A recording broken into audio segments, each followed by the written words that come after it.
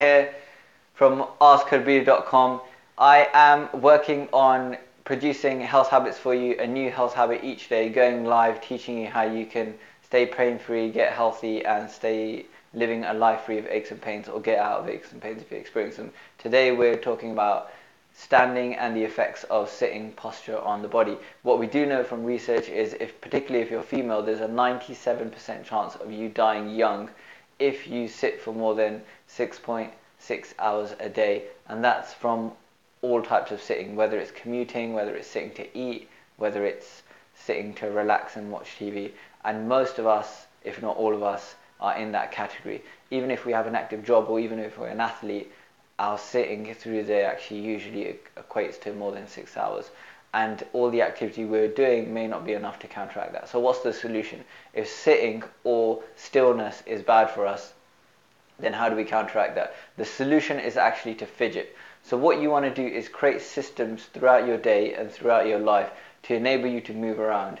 And the more movement, the better, because that's what the body is designed for. So having periods to sit through the day is absolutely fine, but the accumulation of sitting is what links us to getting increased risk for diabetes, heart disease, cancer, stroke, all of the biggest killers in the Western world. So what I mean by fidget is, let's say you're sitting at a computer, is there potential for you to stand when you're reading stuff? Is there potential for you to answer a phone call and stand and walk around while you do that? Is there potential for you to have a meeting with somebody and say, you know what, let's go for a walk and let's talk about it while we go for a walk?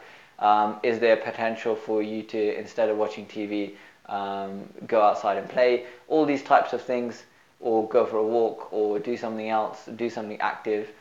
All these particular tasks don't sound very tiring, or don't sound like they're going to burn loads of calories, but it's not about that. It's about keeping your body moving. Movement is the key, particularly with systems like the lymphatic system. Is actually movement, muscle contraction, that allows that system to function properly.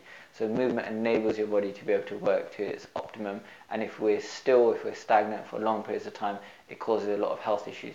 And in order to prevent that, we need to put systems in place. So every half an hour, every hour, set an alarm in order to get yourself up and get moving. If there's particular routines that you have in the day, like every Tuesday evening taking your kids out, do it in a way in which you can be more active, or which promotes more activity. When you're at home and when you're having leisure time, try and do it in a way that enables you to be more active, or do something that's going to keep you moving as well. When you're at work, when you're commuting, look at options like cycling or walking, or taking the stairs as opposed to taking the lift.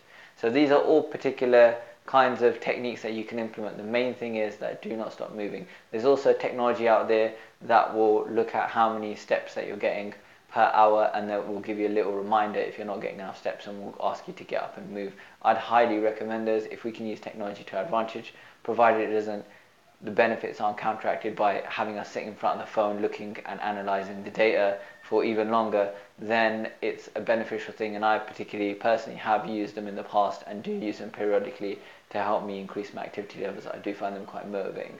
So there's a couple of options out there. One is raise awareness by setting an alarm. Two is build in movement through your weekly or daily activities through habit change. And the third is use technology to help you to keep moving. So I hope that helps. The lesson for today is to fidget.